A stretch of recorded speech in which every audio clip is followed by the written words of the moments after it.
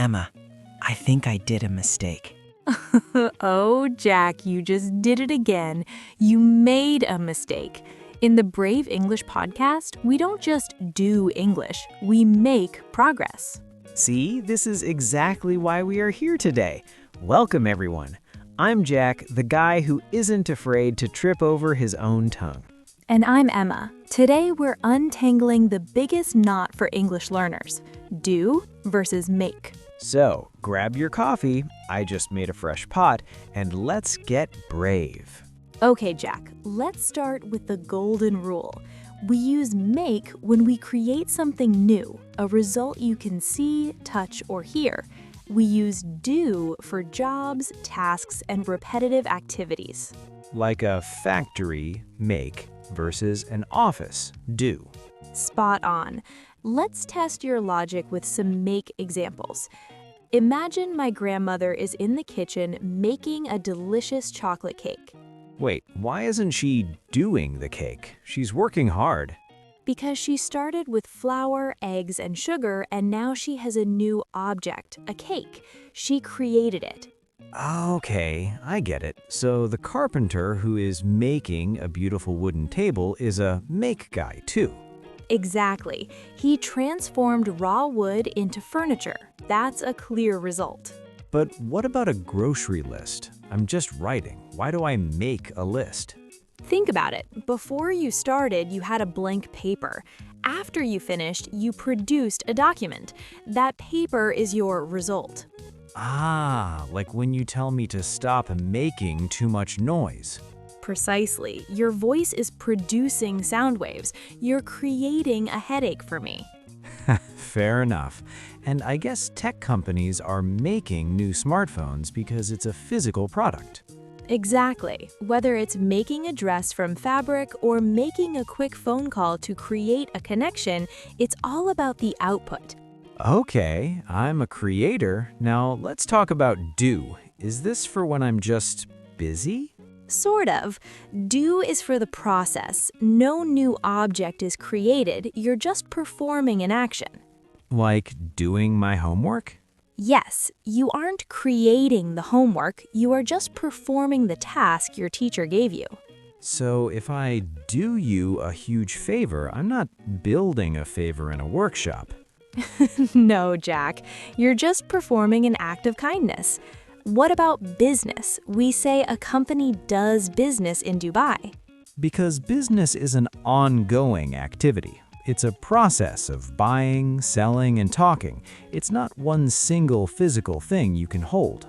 That makes sense, like doing exercise or doing yoga. I'm not making a yoga, I'm just sweating. Exactly. You're performing a physical routine. Even scientists doing a complicated experiment are just following the steps of a task. Jack, I need a brave explanation here. Why do I make the bed but do the dishes? Both are boring chores. It's about the final state, Jack. When you make your bed, what happens to the room? It looks better. The messy blankets are now in a neat pile, right? Exactly. You created order. You transformed chaos into a neat arrangement. That's a make. Okay, and the dishes? The dishes already exist. You're just cleaning them. It's a repetitive task, so you do the dishes and do the laundry. I see. But my kids, they make a mess every time. Because they created a disaster. Chaos is their result. And since I transform raw eggs into a meal, I make breakfast. Now you're getting it. A tasty, edible result. What about the invisible things, like when I have to make a decision? Your brain is a factory, Jack. Out of 5 different options, you produced one final choice. So when I make an excuse for being late, I'm creating a story. Unfortunately, yes. You're inventing a statement, just like a CEO making an announcement or you making a suggestion. You're producing ideas or sounds. Is that why I hope I made a good impression at my interview? Yes, you created an image of yourself in the interviewer's mind. And if we are finally making progress, it's because we created movement towards our goal. Brilliant. And when you call a restaurant to make a reservation, you're creating a confirmed spot for us. What if I'm not sure what I'm doing? Like if I'm doing nothing? If the action is vague or non-specific, always use do. So do something, do anything, and do your best. Correct. Since there's no specific result mentioned, we stick with the action verb, do. Okay, listeners, let's see if you're as smart as I am now. 10 questions, 3 seconds each. 1. Jack, I need to blank a choice. Wait. Make. You're creating a choice. 2. Can you blank the shopping? Wait. Do. It's a chore. 3. Stop blank noise. Wait. Make. You're producing sound. 4. I must blank research for my essay. Wait. Do. It's a study task. 5. She blank a good point in the meeting. Wait. Made. She created an idea. 6. I'll blank a cup of tea. Wait. Make. You're creating a drink. 7. I have to blank my hair for the party. Wait. Do. It's a grooming task. 8. Just blank your best on the test.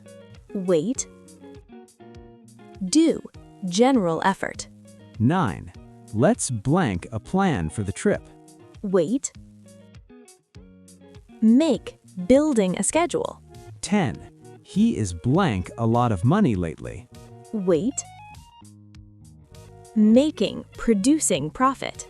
You did it! You're officially brave English heroes. Remember, it's okay to make mistakes as long as you do the work to learn. Subscribe to Brave English Podcast and make a comment below. Stay brave. Bye-bye.